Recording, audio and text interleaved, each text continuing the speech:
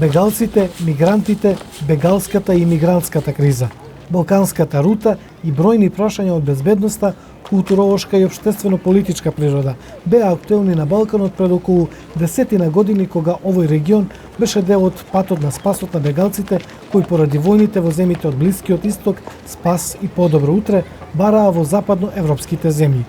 Но ова прашање, барем во дневно-политичките преписки, во фокусот во јавноста го вратија тврдењата во странските и дел од овдешните медиуми во пресет на постигнувањето на договорот за стратешко партнерство помеѓу македонската и британската влада. Јас сум Адмир Фазагиќ, а вие ја слушате новата епизода на Балканкаст, подкастот на ТРТ Балкан на македонски.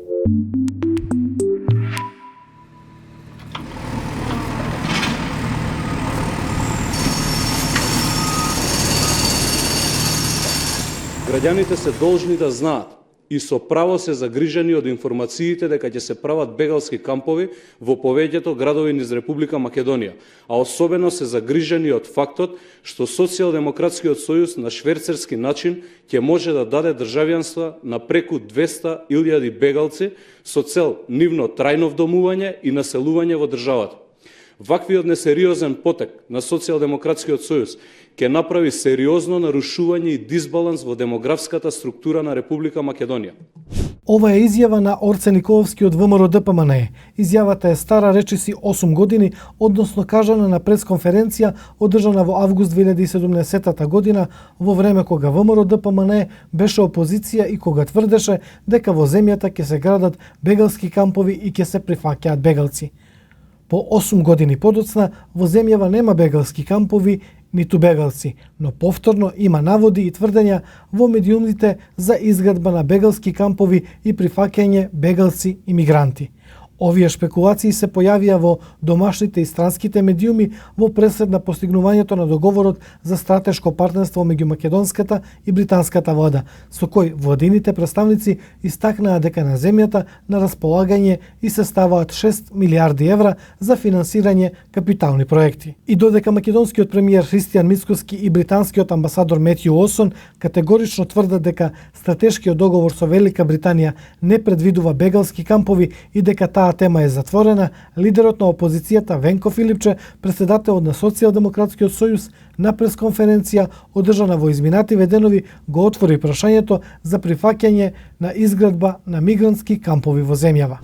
Упатувам прашање до владата. Дали навистина се спремни со Велика Британија да разговара за сместување на имигранти во нашата земја? Ваквите дневно-политички препукувања помеѓу политичките партии, кои како важни општествени чинители имаат големо влијание врз обликувањето на јавното мнение, го изнесоа на пиедестал прашањето за тоа колку ваквите наративи, особено од страна на политичките партии, одат на штета на јавниот интерес. Професор доктор Сеа Джигал, специјалист за комуникации и нови медиуми од Меѓународен Балкански универзитет, во пишана изјава за ТРТ Балкан, вели дека овој наратив од страна на главните политички чинители сериозно му штети на јавниот интерес и на јавноста генерално, особено во однос на перцепцијата на граѓаните за чувствителни теми како што се мигрантите, бегалците и нашата безбедност. Кога политичките партии, без разлика дали се на власт или во опозиција, користат теми поврзани со бегалци, мигранти или меѓународни договори како алатки за пропагандна манипулација, тоа доведува до неколку штетни последици. Се создава страф и недоверба, така што ваквите содржини често се градат врз нецелосни или лажни информации, со што се поттикнува страф кај граѓаните. Наместо рационална дебата се продуцира паника или ксенофобија. Исто така се врши поларизација на општеството. Кога политичарите ги користат мигрантите како непријател или закана, тоа го продлабочува јазот помеѓу различните групи во општеството и ја зголемува нетолеранцијата. Вели Джигал, појаснува дека злоупотребата на безбедносните теми е сериозен проблем. Честото поврзување на миграцијата со безбедносни ризици, без реални докази, создава лажна представа за опасност и ја искривува јавната перцепција. Кога јавноста постојано изложена на вакви дезинформацијски кампањи, се намалува довербата во институциите, медиумите и во самата демократија. Смета Джигал. Како што истакнува, често се појавуваат вакви пропагандни содржини како популистичка стратегија пред избори. Очигледно е дека темата се активира пред избори со цел да се сврти вниманието од вистинските проблеми и да се мобилизира поддршка преку манипулација со чувствителни теми. Накусо овој вид политички наратив не само што ја манипулира јавноста, туку и го подкопува капацитетот за рационална и информирана дебата за важни прашања. Важно е медиумите, стручната јавност и граѓанскиот сектор да ги разобличуваат ваквите стратегии и да придонесат кон високо ниво на медиумска писменост и критичко размислување во јавноста. Заклучува Джигал. Јасмин Реджепи од хуманитарната невладина организација Легис, која со години активно работи на прашањата поврзани со бегалците и мигрантите, во разговор за ТРТ Балкан истакнува дека миграцијата како појава е стара колку и човештвото, а дека во општеството е повеќе нагласена во последниве десетина години, по оној милионски бран во 2015 и 2016 година.